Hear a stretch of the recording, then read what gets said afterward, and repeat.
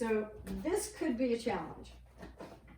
I am going to try and get her to push this box. This is our challenge for today. Again, I promised another shaping exercise with boxes. We have a whole week of rainy days. These should be 5 to 10 minute little exercises that you do with your dog. If they don't get it in the first 5 or 10 minutes, that's okay. Put it aside, come back to it later. Rainy days are great for shaping exercises because, you know, if you're sitting around anyway, you can't go outside, there's not a lot to do, you know, now you can really concentrate on what you want your dog to do and try and get them to do it. So what I really want her to do with this box is I want her to push it with her nose for maybe, let's say, a foot. So I'm gonna put the box down here and we're gonna see if we can get a little nose action going. So she came close with her nose. Yeah, there we go. Again, close with her nose. So, oh, we got distracted here. Do we have stuff underneath there? Apparently we do. All right.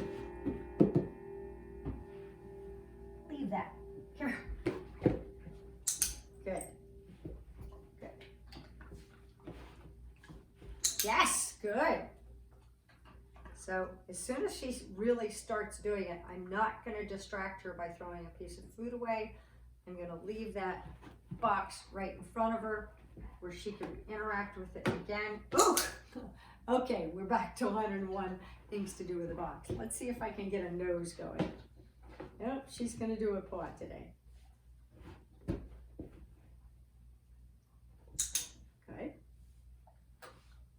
Let's try it again. Yeah. There we go. Good. So we're going back to the things we've already done with it. First she did the paws. Now she's doing, then she knocked it over. Now we're doing a nose push. Yeah, good job.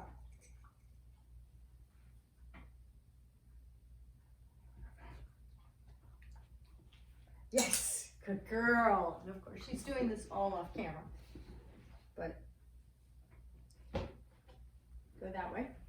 So let's see if we can get her a nose push again. Yeah, very good. And when she's doing it right, when she's on a roll, I'm not going to throw the food away. I'm going to leave her positioned right where she was last successful. When she lies down like this, I'm going to throw the food away.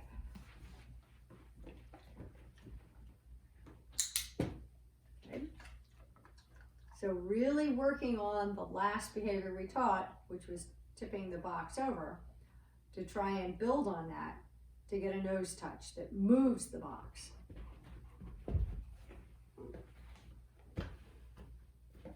Come on. All right, toss the treat away. Set it up again. See what she does with it. Come on, you can do this. All right, I'll give you that.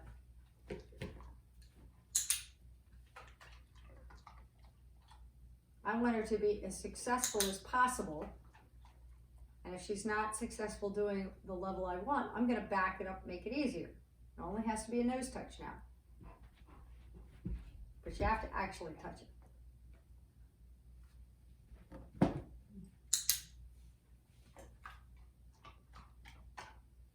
And I'm trying not to cue her. I don't want to point to it. I don't want to try and lure her.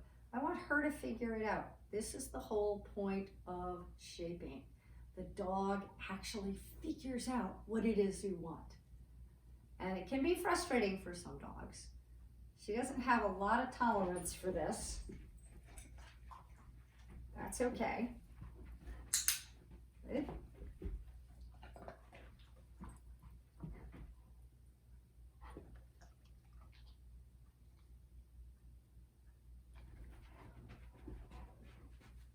I want to touch the side. I want to touch there with her nose. Yeah, okay, good. So got her to touch it on that way. Okay. See if we can get a little bit more. Yeah, very good. I don't really care how it gets moved, only that it gets moved.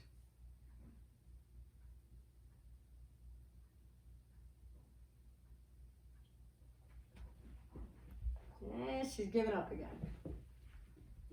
All right, so make a plan. Decide what it is you want your dog to do with this box before you sit down with the box, unless you're playing the 101 things with the box.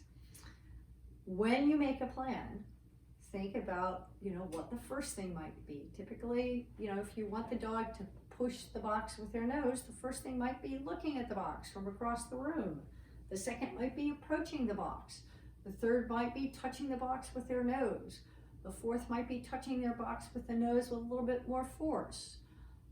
So if you can think of all of those gradual little increments of how the dog is going to respond to the box, you'll be ready to click when those things happen. And that's how we shape a behavior. You have to know what your end behavior is. You can't be just any road will get you there. You have to know what you want, and then you have to make sure you're only clicking the successively closer, gradually closer and closer behaviors. All right, good luck with this one.